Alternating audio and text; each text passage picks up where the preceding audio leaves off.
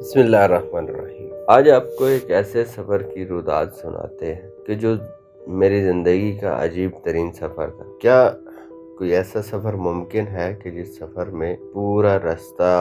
آپ کی خدمت کرنے والوں سے بھرا ہوا، آپ ان کی زبان نہ جانتے ہوں، آپ ان کے ثقافت سے آشنا نہ ہوں، لیکن پھر بھی جہاں پر آپ کو بھوک لگے وہاں پر آپ کو کھانا میسر، جہاں پر آپ کو پیاس لگے وہاں پر آپ کو پانی پیش کر دیا جائے، جہاں پر آپ پیدل چلتے چلتے تھک جائیں آپ کو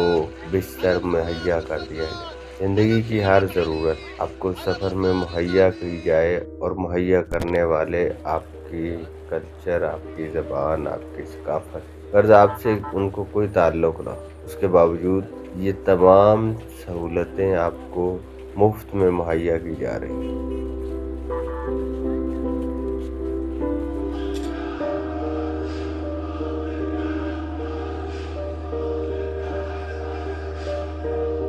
یہ عجیب ترین سفر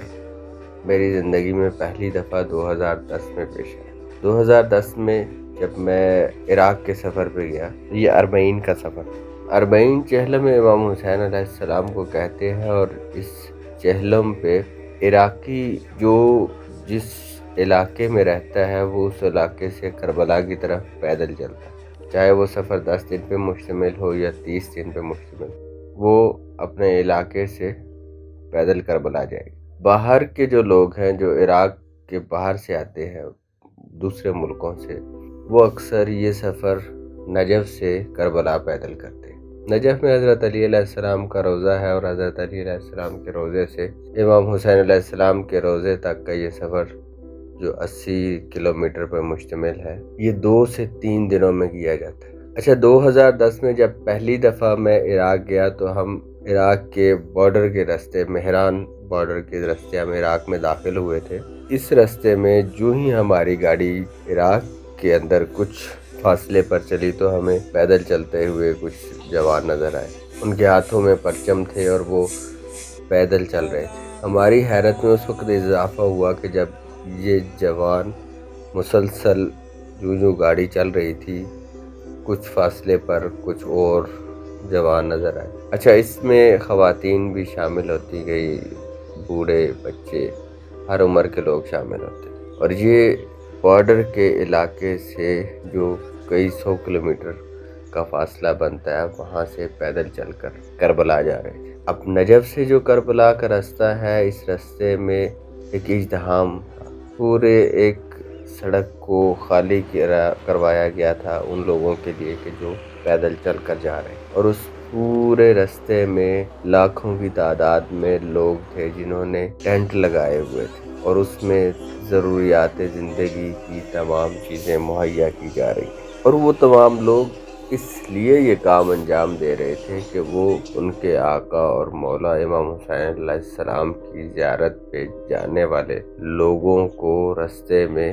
خدمات مہیا کر سکے۔ وہ لوگ جو پیدل چل رہے ہیں ان کو راستے میں کوئی تکلیف نہ ہو، اس لیے یہ لوگ راستے میں ان کو سروسز مہیا کر رہے تھے۔ آپ پیدل چلتے ہیں، صبح آپ کو ناشتہ دیا جائے گا، جہاں پہ جو موقع، جو ٹینٹ لگایا گیا ہے، جو سروسز مہیا کرنے والے وہ آپ کو ناشتہ کرائیں گے۔ اس کے بعد چائے، سارا دن عراقی چائے جو ہے وہ آپ کو مہیا کی جائے گی۔ جو شام ہوتی ہے، لوگ استراحت گاہیں، وہ کیمپ جو لگائے گئے ہیں ان کے اندر آرام کی غرض سے لیٹ جاتے ہیں۔ وہاں پہ آپ کے آرام کا ہر ممکن خیال رکھا جاتا ہے۔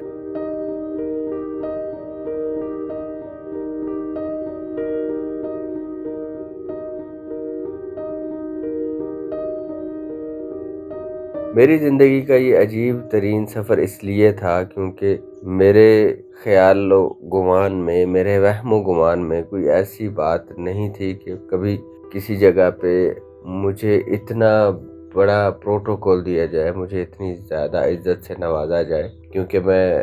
زائر امام حسین ہوں، اور مجھے ہر طرح کی سہولت میسر کرنے کے بعد میرا شکریہ ادا کیا جائے کہ شکریہ، آپ نے ہمیں خدمت کا موقع دیا۔ تو یہ عجیب ترین سفر ایسا سفر تھا کہ جس نے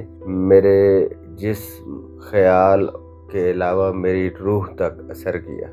کیا یہ بھی ممکن ہے کہ لوگ اتنا بے لوث ہو کر کسی ایک شخص سے محبت کریں کہ اس کے جانے کے 1400 سال بعد بھی اس کے نام پہ اپنی سب کچھ لٹا دیں، اس کی زیارت کو جانے والے رستے پر اپنا سب کچھ لے کر لگا دیں تاکہ ان کا نام ان افراد میں شامل ہو سکے کہ جو امام حسین کے چاہنے والے۔